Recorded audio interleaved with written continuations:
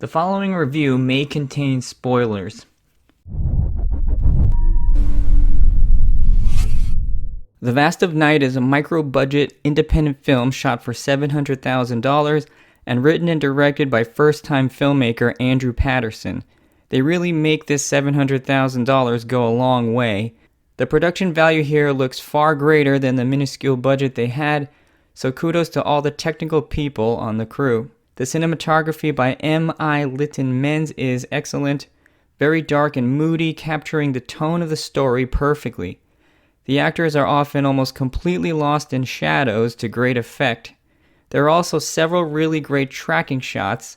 Again, this movie looks like a much more expensive film with a much higher production value. Nothing makes the point about the amazing production value than the shots of the spaceship at the end, which basically look like high-budget Hollywood studio special effects. So all technical aspects of the film are top-notch. The rhythm of the dialogue, for lack of a better term, is just off-putting. Every single character in this film speaks in these fast bursts. I'm wondering if this was intentional and the dialogue is taking a backseat to pacing and rhythm. But every character just speaks in these quick bursts, and then the character they're talking to responds immediately with the same quick bursts. At times, we as the audience have no time to completely digest what they're saying. I'm guessing this is a stylistic choice, but it's definitely not a style for everyone. It's hard to pick on an actor in a micro-budget movie, but the lead actor Jake Horowitz is woefully miscast. It seems like the role he's playing, a local radio announcer, is written to be like a larger-than-life character. At one point he tells someone not to razz his berries. The beginning of the film is mostly done in wide shots, so we don't get in close on this actor's face. But of course later in the film we do, and this is where we notice that he seems to have a permanent scowl on his face. I'm not sure if a larger-than-life radio announcer would carry himself this way.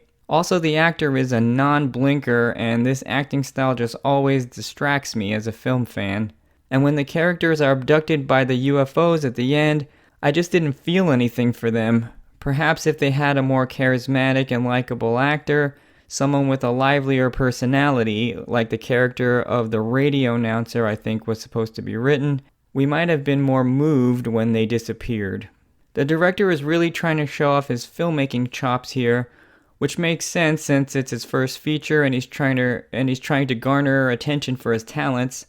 The film vacillates from slow long takes to very quickly edited sequences, but it teeters on being style for style's sake. There are sequences that are edited very frantically, but the motivation for the pace is not really there.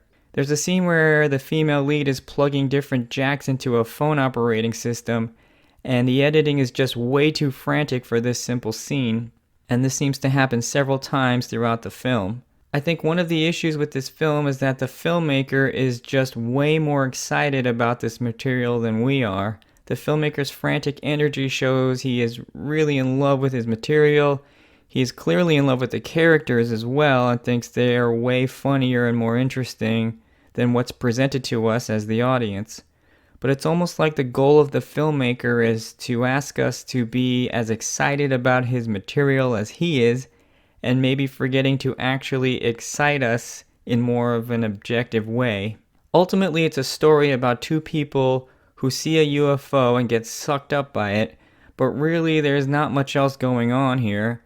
I understand it's a micro-budget film and that you can't have a lot of huge action set pieces, so it seems like the action set pieces were replaced with huge dialogue set pieces, if you will, with two long stories by people who had UFO encounters. But these two scenes were just not that satisfying. I hate to pick on the lead actor again, but when these stories are told, a lot of the film focuses on his reactions. And if your actor has mostly an expressionless face, it's going to hurt these scenes since we're listening to people that are supposed to be telling these incredible, mind-blowing stories. We're essentially listening to these crazy stories through this lead actor, And if he's not reacting to them in an authentic way, then we're going to lose some of the impact. My final rating for The Vast of Night is 2 stars. As of the making of this video, the Rotten Tomatoes percentage for The Vast of Night is 92%, which is just too high for this movie. The Vast of Night has some great cinematography and some filmmaking flair, but it's not engaging enough to recommend.